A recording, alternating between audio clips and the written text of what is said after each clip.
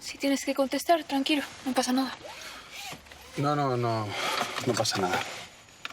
Ya está. De verdad, no sabes la pena que me da el señor Takeda. ¿Quién iba a decir que la espada que hemos recuperado fuera simplemente una réplica? Otro fracaso más en la persecución de la sombra. Cada vez me siento más impotente en este asunto.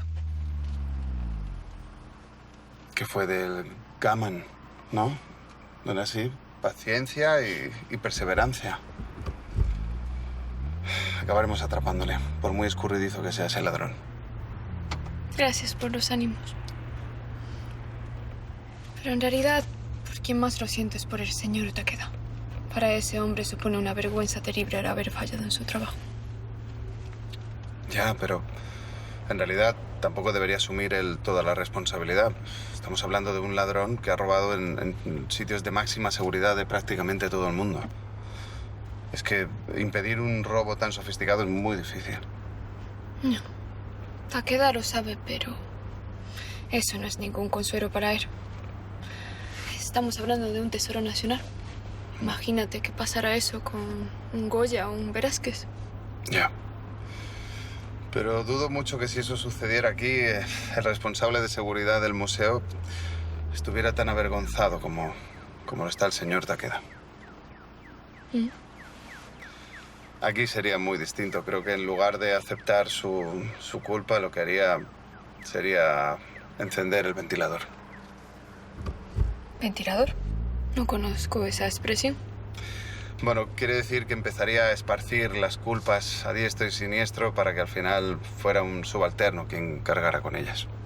No. Bueno, en Japón también hay gente así, pero Takeda es de la vieja escuela y se siente responsable. No me extrañaría nada que dimitiese. La cultura de la responsabilidad es muy distinta aquí. Aquí, un cargo público, aunque cometiera un error de ese tipo, jamás dimitiría. Al contrario, se acabaría aferrando aún más fuerte a su sillón. Tampoco te creas que somos tan diferentes. En Japón, los políticos suelen escenificar su vergüenza en público haciendo reverencias exageradas. Algo como lo que hizo Takeda ayer, pero sin sinceridad. Y luego siguen en sus cargos. Bueno, pues parece ser que nuestras culturas no están tan alejadas la una de la otra. Hagamos porque lo sean aún menos. ¿Por qué no me llamas por mi nombre como ayer? Me parece bien. Pero solo si tú también me llamas a mí por el mío. Aiko. De acuerdo. Félix. Bueno, es que esa pronunciación es difícil para mí. Bueno, me puedes llamar Durán.